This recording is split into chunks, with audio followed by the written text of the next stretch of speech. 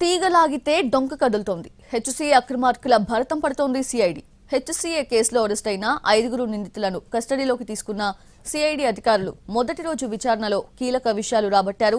మరోవైపు మాజీ మంత్రి కేటీఆర్, ఎమ్మెల్సీ కవితతో పాటు మరికొందరిపై సిఐడి, ఈడీకి ఫిర్యాదు చేసింది తెలంగాణ క్రికెట్ అసోసియేషన్. పరిణామాలు చూస్తుంటే హెచ్సీఏ కేసులో మరికొన్ని అరెస్టులు తప్పేలా లేవు. ఈ కేసు పోలీసుల మెడకు కూడా చుట్టుకొని ఓ ఇన్స్పెక్టర్పై వేటు కూడా పడింది. నలుగురు చంచలగూడ జైలు నుంచి మరొక నిందితురాలని కస్టడీలోకి తీసుకున్నారు. హెచ్సీఏ ప్రెసిడెంట్ జగన్మోహన్ రావుతో పాటు ట్రెజరర్ శ్రీనివాసరావు, సీఈఓ సునీల్ కాంటే, శ్రీచక్ర క్లబ్ ప్రెసిడెంట్ కవిత, క్లబ్ జనరల్ సెక్రటరీ రాజేందర్ యాదవ్లను తొలి రోజు 5 గంటల పాటు న్యాయవాదుల సమక్షంలో ప్రశ్నించారు సిఐడి అధికారులు.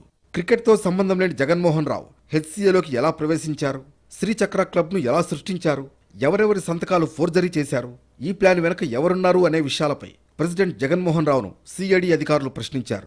జగన్మోహన్ రావుకు సహకరించిన కవిత, రాజేందర్ యాదవ్ను కూడా శ్రీచక్ర క్రికెట్ క్లబ్ అంశాలపైనే ప్రశ్నించారు. అధికారులు అడిగిన ప్రశ్నలకు ప్రెసిడెంట్ జగన్మోహన్ రావు మౌనంగా ఉండటమే కాక అంతా మా న్యాయవాది చెబుతారు అని సమాధానమిచ్చినట్లు తెలుస్తోంది.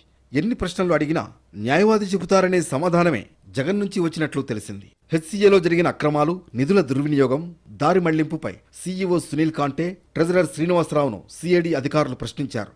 అంతా ప్రెసిడెంట్, సెక్రటరీ ఆదేశాలతోనే చేశామని ఈ ఇద్దరూ సమాధానమిచ్చారు. అయితే ప్రెసిడెంట్ జగన్మోహన్ రావు మాత్రం మౌనం వీడలేదు. సెక్రటరీ దేవరాజ్ పరారీలో ఉన్నాడు. దేవరాజ్ పట్టుబడితే కానీ నిందితులు నోరు విప్పేలా లేరు. దేవరాజును ఇప్పటికే ప్రత్యేక బృందాలతో గాలిస్తున్నారు పోలీసులు. ఐపీఎల్ టికెట్ల విషయంలో సన్ రైజర్స్ హైదరాబాద్ మేనేజ్మెంట్ను వేధించడం పైన జగన్మోహన్ను సిఐడి అధికారులు ప్రశ్నించారు. అవకాశం ఉంటేనే మరో 10% టికెట్లు ఇవ్వాలని రిక్వెస్ట్ చేశాను తప్ప వేధించలేదని హెచ్సీఏ ప్రెసిడెంట్ సమాధానమిచ్చినట్టు తెలుస్తోంది. వేధించినట్లు ఆధారాలు ముందుంచేసరికి మళ్లీ మౌనం వహించారని సమాచారం.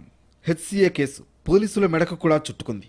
ఉప్పల్ ఇన్స్పెక్టర్ ఎలక్షన్ రెడ్డిపై రాచకొండ సిపి వేటు వేశారు. సిఐడి అధికారులు అరెస్టు చేయబోతున్నారు అనే సమాచారాన్ని సెక్రటరీ దేవరాజ్కి ఇన్స్పెక్టర్ లీక్ చేసినట్టు గుర్తించారు అధికారులు.